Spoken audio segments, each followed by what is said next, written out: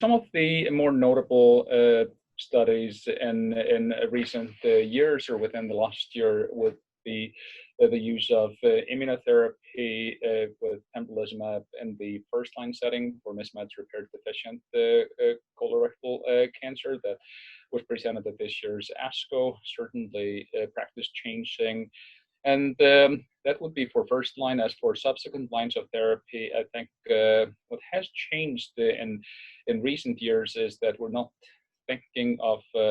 we're not thinking as rigidly about the different lines of therapy, but more like a continuum of therapy where we start with more aggressive sort of induction therapy, followed by maintenance therapy, and then followed by intensification of therapy again, as well as molecularly directed